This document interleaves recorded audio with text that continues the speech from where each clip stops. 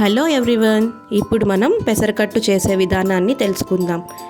ఇది పెసరకట్టు చాలా famous Andhra side.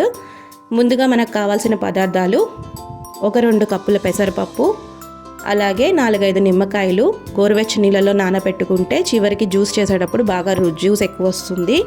అలాగే 1 ఆనియన్, 1 టమాటా, 4-5 పచ్చిమిర్చి, 2 వెల్లుల్లిపాయ రెబ్బలు, కొంచెం కరివేపాకు, కొంచెం కొత్తిమీర, వీటన్నిటిని చిన్నగా తరిగికొని రెడీగా పెట్టుకోవాలి.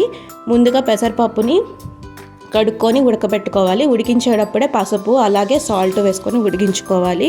కుక్కర్లో కూడా ఉడికించవచ్చు. చల్లారిన దాన్ని మిక్సీకి వేసుకొని పేస్ట్ చేసుకొని రెడీగా పెట్టుకోవాలి.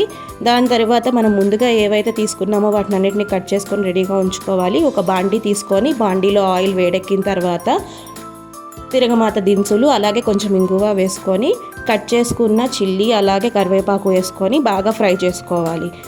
ఈ ఫ్రై చేసుకున్న తర్వాత మనం ఏదైతే వెల్లుల్లిపాయ రెబ్బలు కట్ చేసుకున్నామో వాటిని కూడా అందులోకి వేసి బాగా ఫ్రై చేసుకోవాలి. దాని తర్వాత నేను ఇక్కడ 1 ఆనియన్ తీసుకున్నాను. ఆనియన్ కూడా చిన్నగా కట్ చేసుకున్నవి ఇందులో వేసుకొని బాగా ఫ్రై చేసుకోవాలి. ఇది బాగా ఫ్రై అయిన తర్వాత కొంచెం పసుపు, అలాగే 1 స్పూన్ జీలకర్ర పొడి, 1 స్పూన్ ధనియాల పొడి, అలాగే కొంచెం 1 స్పూను సాల్ట్, ఇవన్నీ వేసుకొని బాగా మిక్స్ చేసుకోవాలి.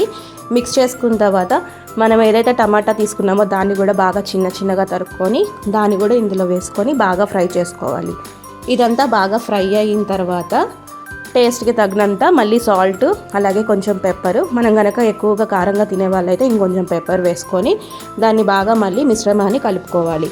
ఈ మిశ్రమం అంతా బాగా గుజ్జు అయ్యేంత వరకు మనం బాగా కలిపి ఫ్రై చేసుకోవాలి. దీనిలోకి మనం ముందుగా ఏదైతే పేస్ట్ చేసి పెట్టుకున్నామో ఆ పెసరపప్పుని కూడా కలిపేసి బాగా నీట్గా కలవనిచ్చినాక వాటర్ కూడా యాడ్ చేసుకోవాలి. వాటర్ ఎంత ఎక్కువ యాడ్ చేస్తే అంత బాగుంటుంది. అంటే మరీ చిక్కగా ఉంటే బాగోదు పెసరకట్టు. ఇలా పల్చగా జారగా కనిపించాలి.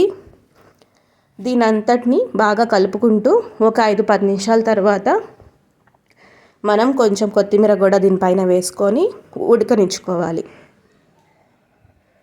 ఇలా బాగా ఉడికిన దాన్ని ఒక 5-6 నిమిషాలు అయిన తర్వాత కొంచెం పెప్పర్ కూడా వేసుకొని మనకి ఒకవేళ సరిపోతే ఓకే, లేకపోతే కొంచెం పెప్పర్ కొంచెం సాల్ట్ టేస్ట్కి తగినంత వేసుకొని బాగా కలుపుకోవాలి.